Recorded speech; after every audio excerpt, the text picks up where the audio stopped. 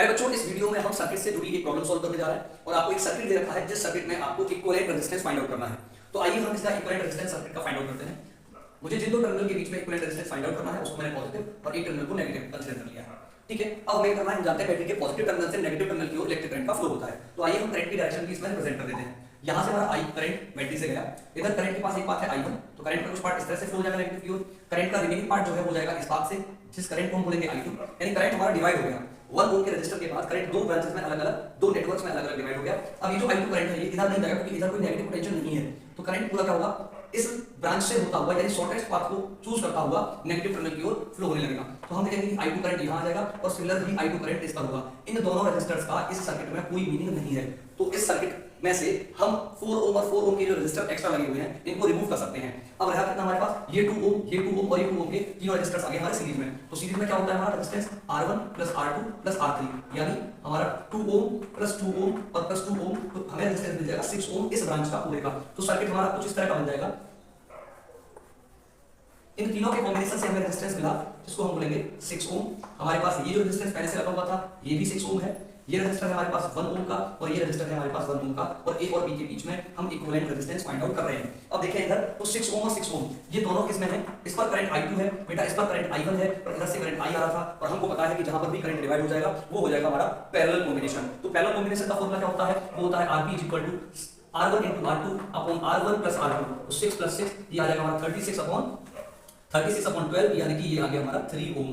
तो ये हमें मिल गया इन दोनों का इक्विवेलेंट 3 ओम। सर्किट को मैं आगे और इस तरह से रिप्लेस कर सकता हूं, सर्किट मेरा बन जाएगा अब कुछ इस तरह का, और ये आ गया हमारा भाई A और ये आ गया हमारा भाई B, और ये रेजिस्टेंस कितने का है 1 ओम का, ये रेजिस्टेंस हमारा 1 ओम का, और इन दोनों को हम मिलाकर के अगर पैरेलल में लिखेंगे तो ये रेजिस्टेंस हमें मिल जाएगा 3 ओम का। Now all the resistors are series, तो सीरीज का हमें फार्मूला पता है बेटा 1 + 3 + 1, इसका मतलब R1 + R2 + R3 हमने लिख दिया। पूरे सर्किट का जो इक्विवेलेंट रेजिस्टेंस आ गया वो होगा हमारा 5 ओम।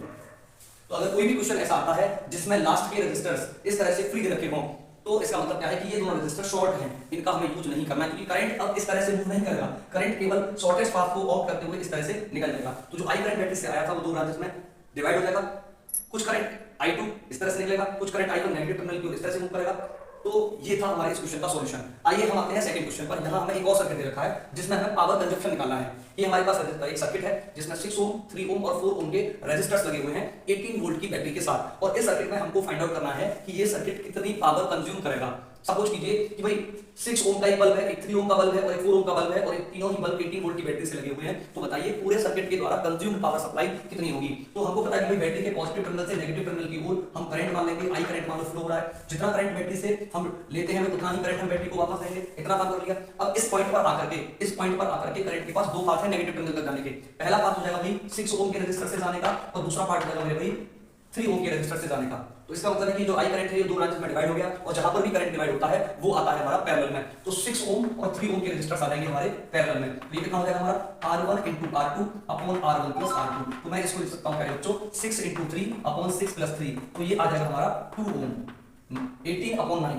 अब आगे हम इस सर्किट को कैसे लिख सकते हैं, इस सर्किट को हम कुछ इस तरह से ड्रॉ कर सकते हैं, और ये मिल जाएगा हमें 6 और 3 मिलकर के बेटा 2 ओम, और यहां हमारे पास कितने का लगा हुआ है, here is the resistors of 4 ohm connected with battery of potential 18 volt. So now we can solve the given network of 2 ohm and 4 ohm resistors. So consider a current I from 4 ohm resistors, and from 2 ohm resistor current will also flow I, and then I current ही हमारा battery के अंदर enter करने वाला है। तो इस पूरे सर्किट से I करंट लगा, इसका मतलब 2 ओम और 4 ओम के रेजिस्टर सीरीज में आ गए। तो R सीरीज कितना होगा भाई, R1 + R2, और R1 की वैल्यू हमारे पास है यहाँ पर 4, R2 की वैल्यू हमारे पास 2, तो हमारा सीरीज कॉम्बिनेशन में रेजिस्टेंस बनाया 6 ओम। अब हमें पता है भाई इक्विवेलेंट रेजिस्टेंस कितना हो गया हमारा, इक्विवेलेंट रेजिस्टेंस पूरे सर्किट का आ गया 6 ओम। अब ध्यान दें भाई पोटेंशियल कितना है हमारे पास 18 वोल्ट, पोटेंशियल है हमारे पास 18 वोल्ट, हमारे पास रेजिस्टेंस कितना है 6 ओम। तो हमें पावर का फार्मूला पता था, पावर के हमारे फार्मूले थे वोल्टेज और करंट की फॉर्म में P = VI।